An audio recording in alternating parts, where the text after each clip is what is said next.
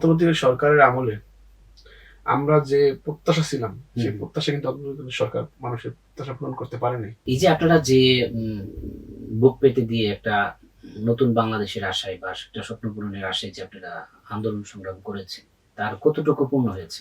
আসলে আমরা আগে আপনার যে কথা বলতে না পারা, মানুষের বাক স্বাধীনতার যে বিষয়টা, তো সেই বিষয়টা তো একেবারেই ছিল না। হুম, এবং মানুষের যে ভয়, আতঙ্ক ৩ পার করতে হয়েছে। এমনও হইছে যে অমুক নেতা, আওয়ামী লীগের অমুক নেতা, এইটা অমুক নেতার, এখানে কিছু বলা যাবে না। জমি দখল করলে সেখানে কিছু বলা যেত না। ব্যবসা-বাণিজ্য দখল করলে চুপ করে আসা যেত। সেই জিনিসটা থেকে এখন মানুষ বের হয়ে গেছে। ৫ তারিখের আগে মানুষ কথা বলতে পারত না। এই যে কথা বলাটা, এটাই তো অনেক কিছু। মানুষ যখন কথা বলতে পারে, তখন তো মানুষের কাছে অনেক অন্যায় যেখানে হবে সেখানে প্রতিবাদ হবে। আর প্রতিবাদ হলেই তো অন্যায়টা আস্তে, আস্তে বিলুপ্ত হবে। এটা আসলে অনেক বড় প্রাপ্তি।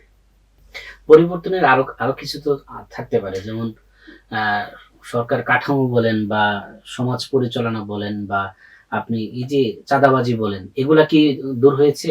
দেখেন ৫ তারিখের পরে অন্তর্বর্তীকালীন সরকারের আমলে আমরা যে প্রত্যাশা ছিলাম, সেই প্রত্যাশা কিন্তু অন্তর্বর্তীকালীন সরকার মানুষের প্রত্যাশা পূরণ করতে পারেনি। পদে, পদে ব্যর্থতা। আবার আমি এটাও বলবো যে দীর্ঘদিনের একটা রেজিম চেঞ্জ করা অন্তর্বর্তীকালীন সরকার কিংবা যেকোনো একটা সরকার, নির্বাচিত সরকার আসছে, এটা চাইলেই রাতারাতি পরিবর্তন সম্ভব না। সময় দিতে হবে। তার সময়ের প্রয়োজন আছে। যেমন বর্তমান দিনে নির্বাচনের মাধ্যমে ক্ষমতায় এসেছে, মানুষের ম্যান্ডেটের মাধ্যমে। এই সরকার আসলেই যে একেবারে সবকিছু হয়ে যাবে বিষয়টা এরকম না।